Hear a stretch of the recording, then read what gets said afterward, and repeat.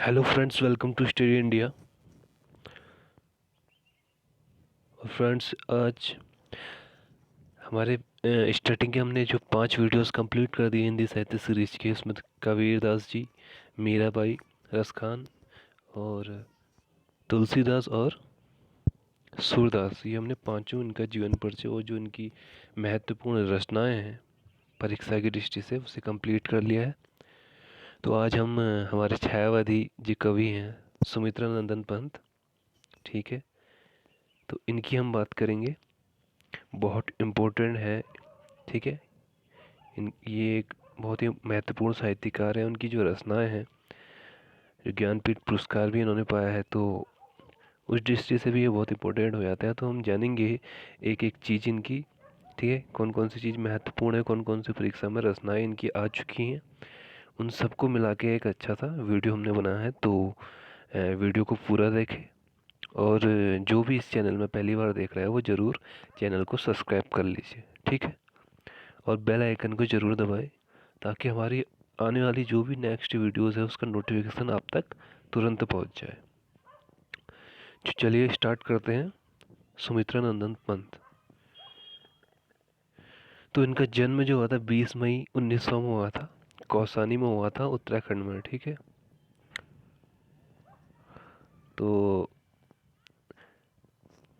उत्तराखंड से इनका जो एक अच्छा रिश्ता रहा है, ठीक है, नाता रहा है, क्योंकि वहीं के इनकी जन्मभूमि रही है, ठीक है। हालांकि इनकी मृत्यु प्रयाग में हुई, लेकिन इनके जो समय बीता स्टार्टिंग का पूरा, जब ये ग्रो अप हुए थे, तो वो उत्तराखंड में ही बीता, ठीक है। तो जन्म 20 मई 1900 कौसानी में, उत्तराखंड, ठीक है। इनकी मृत्यु हुई थी 28 दिसंबर 1977 में। कहाँ हुई थी? इलाहाबाद। अब इसका नाम वैसे चेंज हो गया, इलाहाबाद का प्रयागराज कहते हैं। तो उस टाइम इसे इलाहाबाद कहा जाता था, अभी कुछ साल पहले तक। तो प्रयाग जगह में इनका देहांत हो गया था। 77 वर्ष की आयु तक ये जीवित रहे और इन्होंने अपने जीवन में जिस तरीके से रचनाएं करी हैं, ठीक है, हम देखेंगे इनकी छायावादी कविता और प्रगतिवादी कविता देखेंगे। अरविंद दर्शन से भी इन्होंने प्रेरणा ली थी, उससे जो इन्हें प्रेरित होकर इन्होंने जो काव्य रचनाएं करी, सब हम पढ़ेंगे। तो हम इनके काव्य रचनाएं देख लेते हैं, काव्य संग्रह। तो मोस्ट इम्पोर्टेंट जो है वो है चिदम्बरा। और चिदम्बरा क्यों इम्पोर्टेंट है? क्योंकि 1968 में हिंदी भाषा का ज्ञानपीठ पुरस्कार जो सबसे पहले मिला वो सुमित्रा नंदन पंत को मिला, ठीक है। हिंदी भाषा में ज्ञानपीठ पुरस्कार पाने वाले पहले साहित्यकार कौन थे? सुमित्रा नंदन पंत। किस रचना के लिए मिला? चिदम्बरा। यह इनकी काव्य संग्रह थी, ठीक है। काव्य संग्रह मतलब होता है उसके अंदर बहुत सी कविताएं होती हैं, ठीक है, सिर्फ एक ही कविता नहीं होती, इसलिए उसे काव्य संग्रह कहा जाता है। तो ये चिदम्बरा एक काव्य संग्रह है। 1968 में ज्ञानपीठ पुरस्कार इसी के लिए सुमित्रा नंदन पंत को दिया गया था। और उत्तराखंड में सिर्फ एकमात्र ज्ञानपीठ पुरस्कार पाने वाले जो उत्तराखंड के हैं वो हैं सुमित्रा नंदन पंत ही हैं, ठीक है। तो ग्रंथी इसके अलावा पल्लव है, गुंजन है, वीणा है, स्वर्ण किरण है, स्वर्ण धूली है, उत्तर है, काला और बुढ़ा चाँद, युगपथ, वाणी, युगांत, युगवाणी, ग्राम्या, अतिमा। तो इतनी है जो आपको याद रखनी है, ठीक है। बहुत महत्वपूर्ण काव्य संग्रह हैं इनके इतने, ये जो भी मैंने अभी बताए, ठीक है। अब हम चलते हैं इनके काव्य नाटक पर, फिर उपन्यास देखेंगे।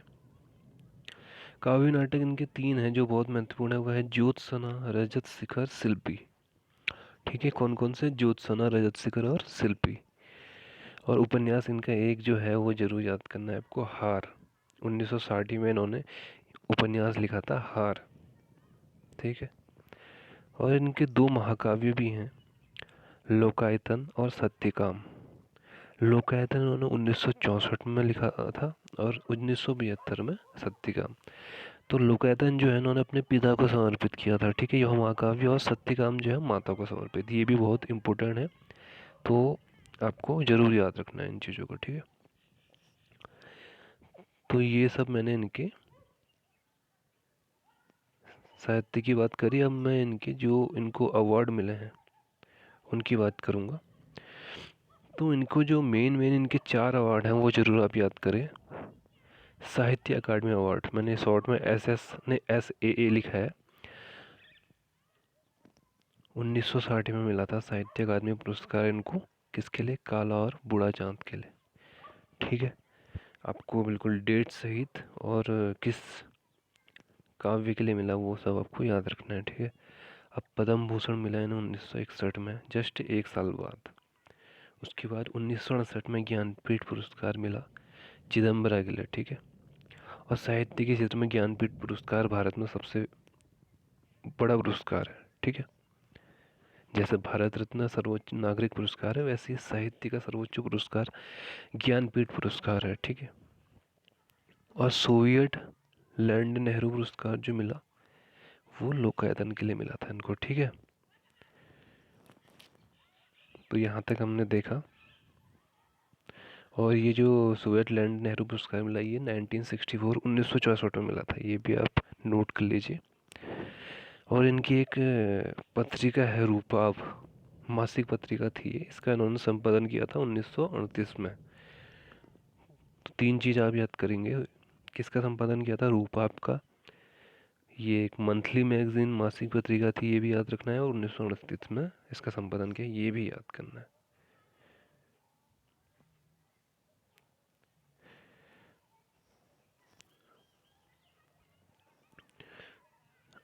अब देख लेते हैं इनके जो अन्य प्रसिद्ध नाम इनके जो रखे गए थे। जैसे प्रकृति का सुकुमार कवि भी इन्हें कहा जाता है, प्रकृति के चितेरे भी इन्हें कहा जाता है, गोसाई भी इन्हें कहा जाता है, और रावड़ा रेजनुज भी इन्हें कहा जाता है, और छायावाद का विष्णु भी इन्हें संज्ञा दी गई है, ठीक है। तो एक बार मैं छायावाद के बारे में आपको बता दूं। छायावाद जो है, छायावाद के जो प्रमुख 4 कवि माने जाते हैं उनमें से सुमित्रा नंदन पंत, जयशंकर प्रसाद, और एक निराला जी, सूर्यकांत त्रिपाठी निराला, और चौथा जो है महादेवी वर्मा। तो ये प्रमुख 4 स्तंभ छायावाद के कहलाते हैं। सुमित्रा नंदन पंत जिन्हें छायावाद का विष्णु कहा जाता है, सूर्यकांत त्रिपाठी निराला जिन्हें छायावाद का शिव कहा जाता है, और जयशंकर छायावाद का ब्रह्मा इन्हें कहा जाता है, और महादेवी वर्मा, ये चारों बहुत महत्वपूर्ण है। और ये छायावादी कवि और कवियत्री है, ठीक है।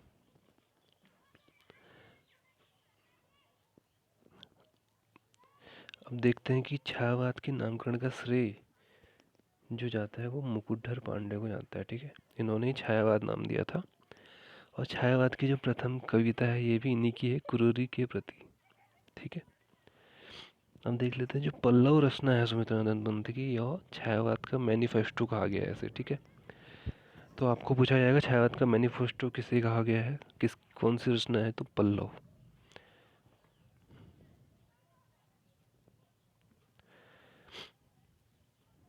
चलिए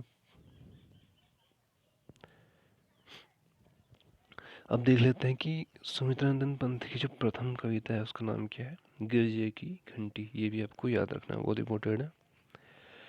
वैसे युगांत ने सुमित्रा नंदन पंत को छायावादी कवि के रूप में प्रतिष्ठित किया। इनकी जो युगांत है कविता, उसने सुमित्रा नंदन पंत को छायावादी कवि के रूप में प्रतिष्ठित किया, ठीक है। और जो सुमित्रा नंदन पंत थे, जैसा कि बताया कि वो अरविंद दर्शन से प्रभावित थे। तो ये भी आपको याद करना है, ठीक है। कौन से दर्शन से प्रभावित थे? तो अरविंद दर्शन।